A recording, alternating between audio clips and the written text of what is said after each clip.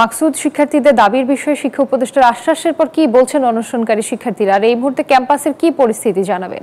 ক্যাম্পাসে কিন্তু এই মুহূর্তে আসলে থমথমে অবস্থা বিরাজ করছে। একটা উদ্বেগ উৎকণ্ঠার মধ্যে কিন্তু সময় পার হচ্ছে। যত সময় যাচ্ছে শিক্ষার্থীদের অসুস্থতার সংখ্যা কিন্তু বাড়ছে। আমরা দেখেছি যে গত 1 ঘন্টা অন্তত 4 জন শিক্ষার্থীকে কিন্তু আসলে চিকিৎসার জন্য নেওয়া হয়েছে এখান থেকে। একটু আগে কিন্তু এখানে মঞ্জুরি কমিশনের এক সদস্য টিম এখানে বিশ্ববিদ্যালয় মঞ্জুরি কমিশনের প্রতিনিধি দল এখানে এসছে।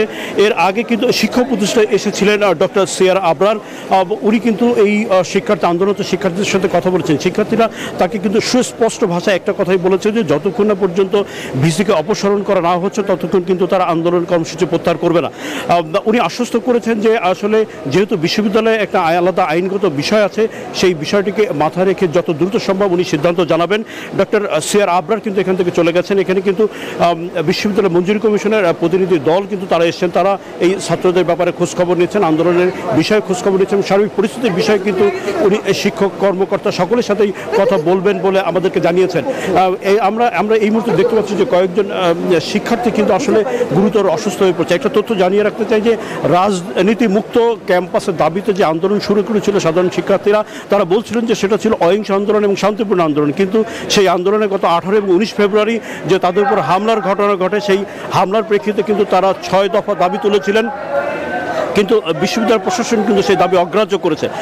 এরপরে তারা একাডেমিক কার্যক্রম এবং ছাত্র হল কিন্তু বন্ধ করে দিয়েছিল। গত 13 এপ্রিল শিক্ষার্থীরা কিন্তু ক্যাম্পাসে ফিরে এসে নতুন করে হল খোলার দাবি জানিয়েছিলেন, কিন্তু সেখানেও কিন্তু আসলে প্রশাসন মানে করে নাই। তার প্রেক্ষিতে কিন্তু তারা কুয়েট শিক্ষার্থীদের কিন্তু ভিসির 1 দফা পদত্যাগের দাবিতে অনশন কর্মসূচি শুরু করে। এই অনশন কিন্তু শুরু হচ্ছে সোমবার বিকাল 5টায়। ইতিমধ্যে কিন্তু প্রায় 30-35 ঘন্টা কিন্তু পেরিয়ে গিয়েছে। মানে শিক্ষার্থীদের অসুস্থতার সংখ্যাও কিন্তু বাড়ছে। প্রথমে কিন্তু 32 জন শিক্ষার্থী এখানে আন্দোলন কর্মসূচি অনশন কর্মসূচি শুরু করেছিল। সেখানে কিন্তু প্রথম দিনেই 3 জন অসুস্থতার কারণে ফিরে যায়। এরপরে কিন্তু আজকে আরও 5 জন অসুস্থ হয়ে পড়েছেন। অসুস্থতার সংখ্যা বাড়ছে। আমরা এখানে দেখেছি যে আসলে অ্যাম্বুলেন্স প্রস্তুত আছে, মেডিকেল টিমের সদস্যরা প্রস্তুত আছে, কিন্তু উদ্বেগ উৎকণ্ঠা কিন্তু কাটছে না। প্রতি মুহূর্তে কিন্তু উদ্বেগ উৎকণ্ঠা বাড়ছে। অভিভাবকরা রয়েছে, শিক্ষকরা রয়েছে, একটা উদ্বেগ উৎকণ্ঠার মধ্যে এই সময় পার হচ্ছে। এই ছিল কুয়েট ক্যাম্পাস থেকে সর্বশেষ। আমরা ফিরে যাচ্ছি স্টুডিওতে। মাকসুদ, আপনাকে ধন্যবাদ। বান্ডেল থাকলে প্রতি সেনমানিতে টাকা বাঁচবে। বিকাশ সেনমানি বান্ডেল কিনে জিতুন প্রতি লেনদেনে।